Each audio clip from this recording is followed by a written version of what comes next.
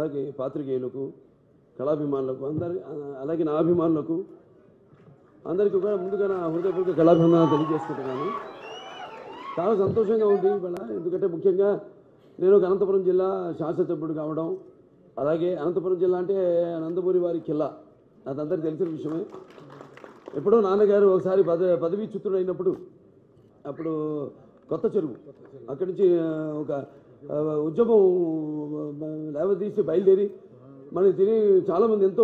ఎందరో తమ ప్రాణాలను సైతం లెక్క చేయకుండా ప్రాణార్పణలు చేసి తిరిగి ప్రజాస్వామ్యాన్ని నిలబెట్టిన ఒక చారిత్రాత్మకమైన ప్రదేశం కొత్త చెరువు. అలాగే ఆ పక్కన బుక్కపట్నం, అలాగే మిగతా ఈ యొక్క అనంతపురం జిల్లా యొక్క ఈ చారిత్రాత్మక చిత్రం అంటే మన కదిరి, మన ఆంధ్ర రాష్ట్రంలో కదిరి, అనంతపురం జిల్లాలో కదిరి సమీపంలో ఉన్న ఈ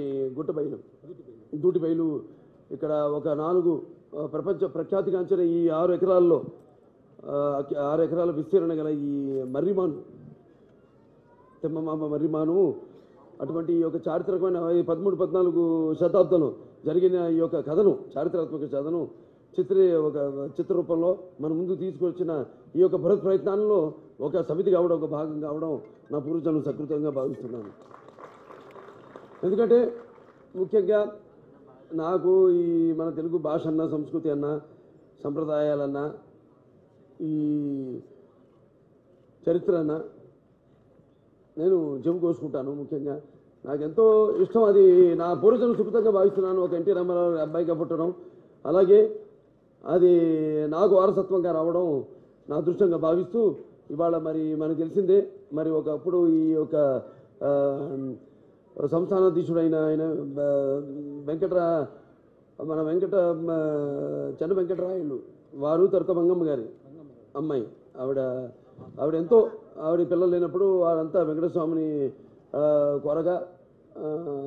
ఈవిడ పుట్టడం, ఆవిడకి ఆ పేరు పెట్టడం, అలాగే తర్వాత ఇప్పుడు సుమారుగా 1394లో ఆవిడ పుట్టడం, అలాగే ఆవిడ బాలవీర నాయకుడు అంటే ఇక్కడ గుట్టిబైలు, అక్కడ ఆవిడ ఆయన్ని పెళ్లి చేసుకోవడం, అక్కడికి వెళ్ళడం, మళ్ళీ తర్వాత అక్కడ ఆవిడ ఒక భర్తకి భార్యగానే కాకుండా మనం ఎలాగైతే మన భరతమాతను ఒక మాత అని పిలుస్తాం, స్త్రీ రూపంలో